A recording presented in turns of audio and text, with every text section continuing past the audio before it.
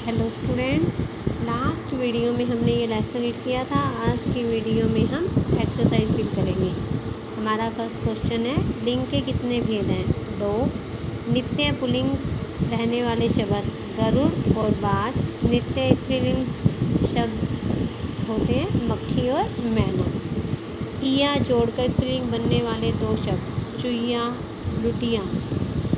लिंग की परिभाषा, जो शब्द स्त्री जाति या पुरुष जाति का बोध कराते हैं वे लिंग कहलाते हैं। पुल्लिंग व स्त्रीलिंग में अंतर। पुल्लिंग शब्द पुरुष जाति का बोध कराते हैं जबकि स्त्रीलिंग शब्द स्त्री जाति का बोध कराते हैं।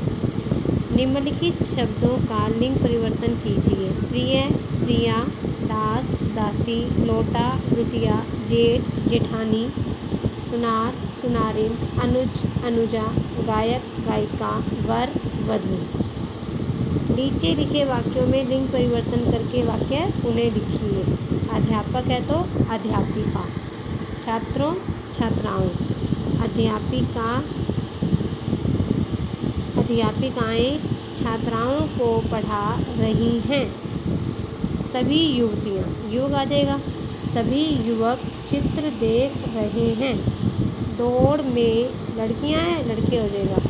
लड़के भाग ले रहे हैं। लेखकों तथा कवियों, लेखिकाओं और या तथा कवित्रियों ने सुंदर रचनाएं की।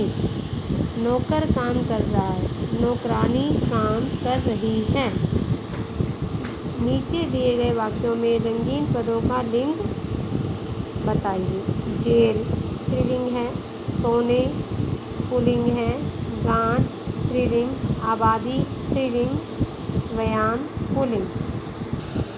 नेक्स्ट क्वेश्चन हमारा है, निम्नलिखित शब्दों में से स्त्रीलिंग और पुल्लिंग शब्द अलग अलग कीजिए। पुल्लिंग में है जंगल, घी, धन, सोना, सागर, पीपल, विंध्याचल। स्त्रीलिंग में झेलम, चांदी, घबराहट, जनवरी, रस्सी, चाय, फरवरी, लालिमा, ब्रह्मपुत्र।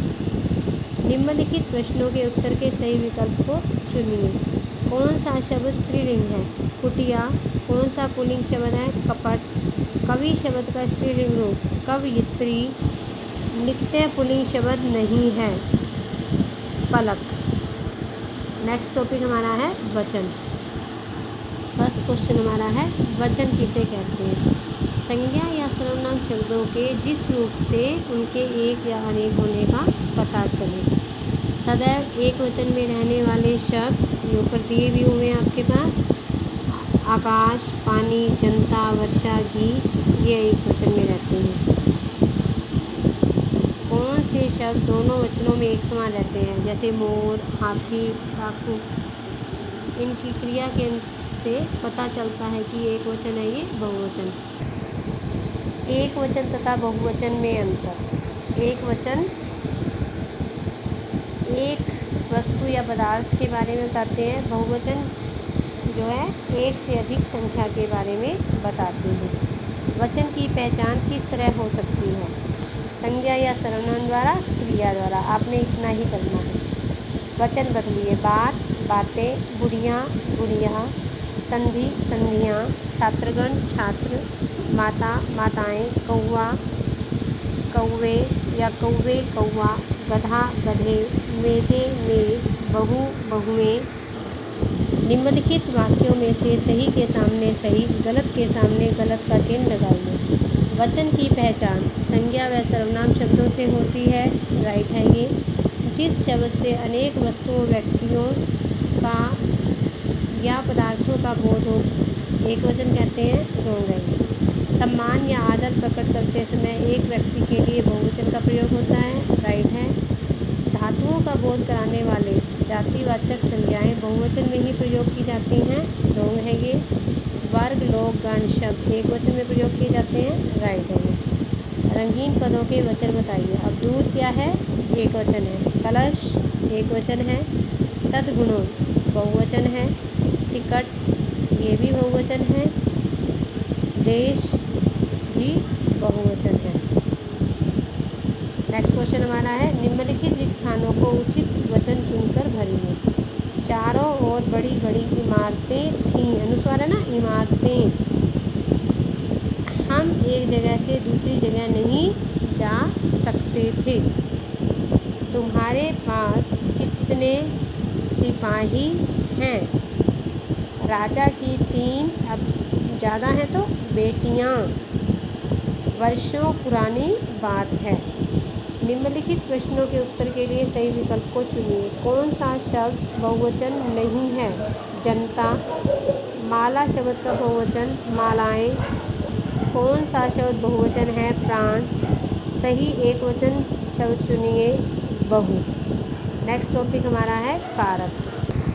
हमारा फर्स्ट क्वेश्चन है, कारक किस संबंध को दर्शाते हैं? कारक क्रिया तथा संज्ञा सर्वनाम के बीच पाए जाने वाले संबंध को दर्शाते हैं। प्रसर्ग का अर्थ क्या होता है? कारक चिन्ह।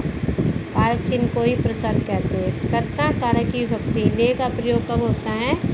जब क्रिया, जो काम जो है सकर्मक होती है क्रिया और वो भूतकाल में होती है। कारक की परिभाषा, वाक्य में क्रिया तथा संज्ञा सर्वनाम के बीच पाए जाने वाले संबंधों को कारक कहते हैं। कर्म कारक व संप्रदान कारक में अंतर स्पष्ट कीजिए और करण कारक और अपादान कारक में स्पष्ट कीजिए। कर्म कारक और संप्रदान कारक दोनों की विभक्ति चिन्ह को होते हैं, जबकि कर्म कारक में जब होता है उस पर क्रिया का फल पड़ता है, और संप्रदान कारक में जब को का अर्थ होता है के लिए, जहाँ पर किसी को कुछ देने का या कुछ काम करने का बोल होता है। जैसे ये देखो, हरीश रमेश को गणित पढ़ा रहा है। अब क्या पढ़ा रहा है? गणित पढ़ा रहा है। अब यहाँ पर गरीबों को भोजन दो, यहाँ पर को मतलब कुछ देने के लिए, भोजन देने की बात हो रही है, इसलिए यहाँ पर संप्रदान कारक है।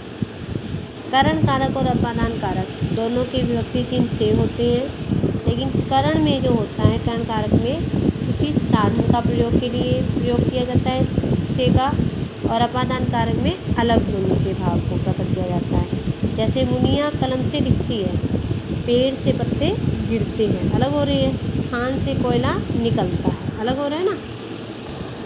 नेक्स्ट क्वेश्चन है, निम्नलिखित कारक चिन्हों का वाक्यों में प्रयोग कीजिए। को, गरीबों को भोजन दो। अब यहाँ पर को हम दूसरे वाला भी कर सकते हैं, क्योंकि इसमें स्पेशल बताया नहीं गया ना कौन से कारक के बारे में बताना है। में, वह घर में बैठा है।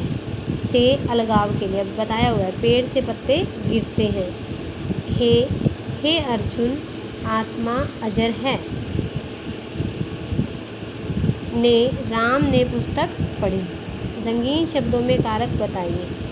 राम ने गरीब को खाना खिलाया।